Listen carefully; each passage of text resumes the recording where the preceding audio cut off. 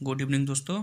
इस वीडियो में हम लोग साइंस का जो बुक है जो कि घटना चक्र का है उसे कंप्लीट करेंगे।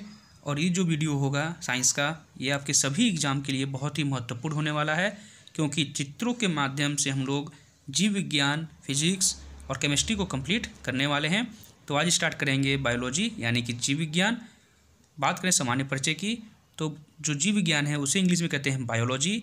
और बायोलॉजी शब्द का सबसे पहले प्रयोग किया था लेमार्क और ट्रेवियनस ने, और इसके जनक हैं अरस्तु, जिन्हें कि इंग्लिश में कहते हैं एरिस्टोटल।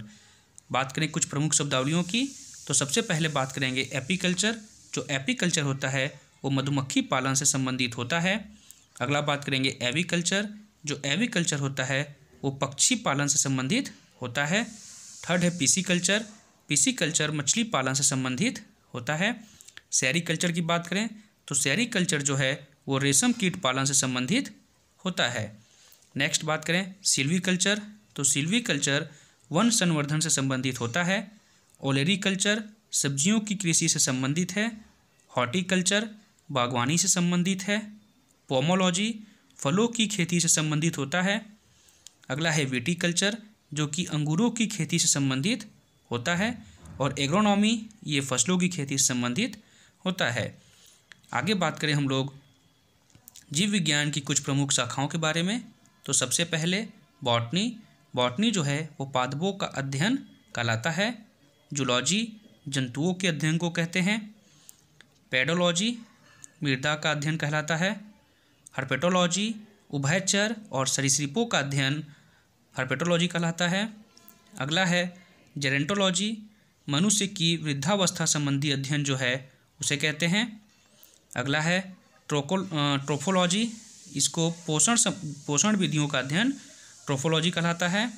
नेक्स्ट है ऑस्टियोलॉजी यानी अस्थियों का अध्ययन ऑस्टियोलॉजी कहलाता है। और डर्मेटोलॉजी त्वचा का अध्ययन को कहते हैं। अब बात करेंगे कुछ प्रमुख सिद्धांत की तो सबसे पहले नाम आता है लेमार्क का। तो लेमार्कवाद का जनक जो है वो हैं फ्रांस के जो वैज्ञानिक लेमार्क हैं। इनका पूरा नाम है जीन बैप्टिस्टे डी लेमार्क। इनकी पुस्तक का नाम है फिलॉसफी जूलॉजिक। और इनका अन्य नाम है इनकी पुस्तक यानी इनके सिद्धांत का जो है सिद्धांत की बात करें तो इनका जो सिद्धांत था वो था उपार्जित लक्षणों का वंशागति का सिद्धांत। इन्होंने जो उदाहरण दिए हैं वो दो उदाहरण दिए हैं इन्होंने, जिराफ का गर्दन का लंबा होना और सांप के पैर का गायब होना। अगली बात करें तो डार्विनवाद। इसके जनक हैं ब्रिटिश के वैज्ञानिक चार्ल्स डार्विन। इनकी जो पुस्तक है उसका नाम है प्राकृतिक चुनाव द्वारा जातियों की उत्पत्ति, जो कि 1859 में पब्लिश हुई थी। सिद्धांत की बात करें तो इनका जो सिद्धांत था वो था प्राकृतिक वर्णवाद यानी थ्योरी ऑफ नेचुरल सिलेक्शन। और इनका जो सिद्धांत है वो है सर्वाइवल ऑफ द फिटेस्ट। अगला बात करें उत्परिवर्तनवाद की तो इसके जनक हैं हॉलैंड के ह्यूगो डी ब्रिज।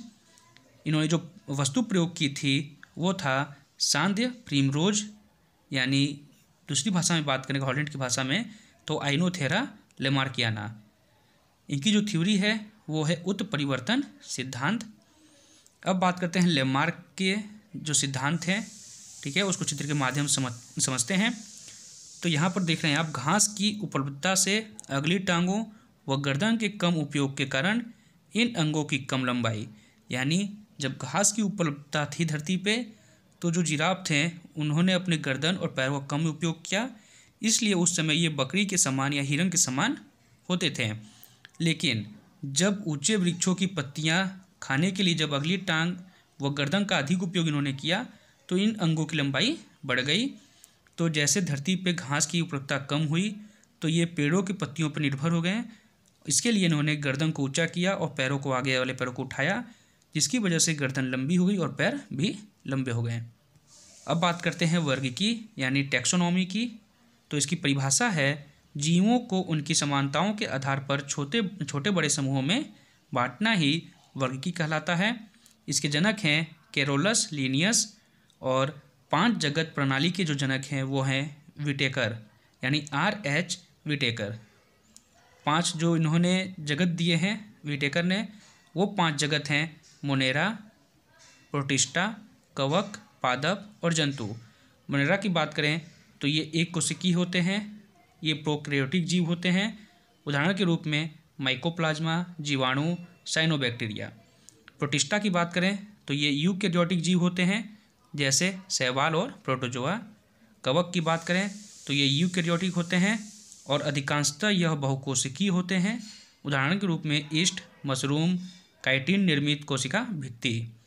पादप की बात करें तो ये स्वपोषी होते हैं, ब्रायोफाइटा में आते हैं, और कुछ टेरिडोफाइटा भी होते हैं, और ये अनावृत और आवृतबीजी होते हैं। जंतु की बात करें तो ये सभी उपभोक्ता जीव होते हैं। इनमें कुछ कशेरुकी और कुछ अकशेरुकी जीव होते हैं। बात करें मोनेरा जगत की तो इसमें मोनेरा जगत में जो है वो 3 होते हैं, माइकोप्लाज्मा, साइनोबैक्टीरिया और जीवाणु। तो पहले बात करें माइकोप्लाज्मा की तो ये स्वतंत्र जीवन यापन करने वाले सूक्ष्मतम जीव होते हैं और ये प्रजनन में समर्थ होते हैं। साइनोबैक्टीरिया की बात करें तो इसका दूसरा नाम है नीलहरित शैवाल। जीवाणु की बात करें तो ये सरल तथा एक कोशिकीय सूक्ष्म जीव होते हैं और ये 2 प्रकार के होते हैं, परपोषी और स्वपोषी। बात करें कवक की तो जो कवक होते हैं वो पर्णहरिम रहित होते हैं, यानी इनमें नो क्लोरोफिल होता है। ये थेलोफाइट्स होते हैं, ये परपोषी होते हैं और ये काइटिन निर्मित कोशिका भित्ति वाले होते हैं। और कवक का अध्ययन जो होता है उसे कहते हैं माइकोलॉजी। ये मोस्ट इम्पॉर्टेंट है, कवक का अध्ययन माइकोलॉजी। कवक और प्लस शैवाल को मिलाकर कहते हैं लाइकेन। उदाहरण के रूप में खमीर, कुकुरमुत्ता और राइजोपस कवक के उदाहरण हैं।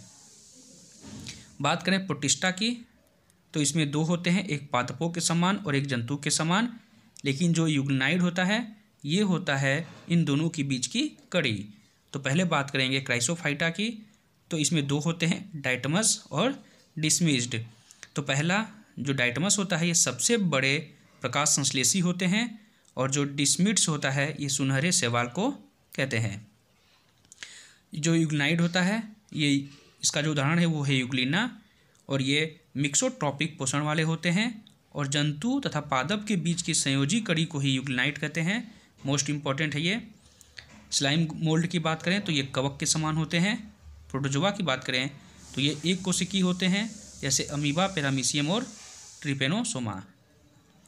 बात करें पादप जगत की तो पादप जगत में सबसे पहले बात करेंगे थेलोफाइटा की, जो सरल शारीरिक संरचना वाले होते हैं, जैसे शैवाल, बैक्टीरिया, कवक। ये सर्वव्यापी होते हैं, उदाहरण के रूप में स्पाइरोगाइरा। नेक्स्ट है ब्रायोफाइटा। जो ब्रायोफाइटा होता है ये मोस्ट इम्पॉर्टेंट है।